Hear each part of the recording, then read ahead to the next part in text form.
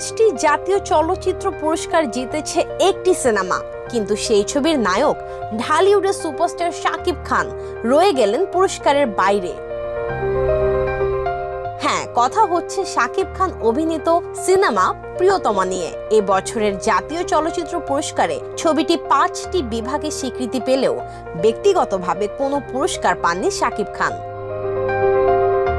প্রায় আড়াই দশকের ক্যারিয়ারে শাকিব খান উপহার দিয়েছেন অসংখ্য ব্যবসা সফল সিনেমা। 1999 সালে অনন্ত ভালোবাসা দিয়ে বড় পর্দায় পা রাখেন তিনি। প্রথম ছবি তাকে সুপারস্টার বানিয়ে না তুললেও খুব অল্প সময়ের মধ্যে দর্শকের নজর কাড়তে সক্ষম হন তিনি।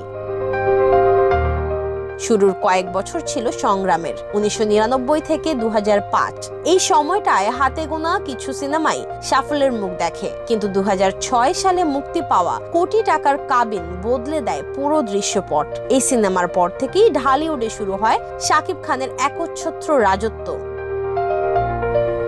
একই সময়ে অপু বিশ্বাসের সঙ্গে গড়ে ওঠে জনপ্রিয় জুটি, যা টানা কয়েক বছর বক্স অফিসে ঝড় তোলে। পরবর্তীতে একাধিক নায়িকার সঙ্গে কাজ করেও দর্শক প্রিয়তা ধরে রাখেন শাকিব খান।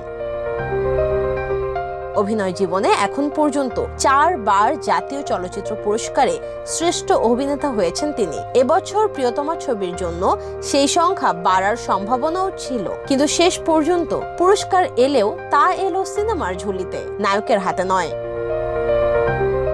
পুরস্কার তালিকায় নাম না থাকলেও শাকিব খানের অবস্থান যে বদলায়নি তা স্পষ্ট তার বাজার মূল্যে। ক্যারিয়ারের শুরুতে যেখানে পারিশ্রমিক ছিল 1 লাখ টাকারও কম, আজ তিনি ঢালিউডের সর্বোচ্চ পারিশ্রমিক প্রাপ্ত অভিনেতা।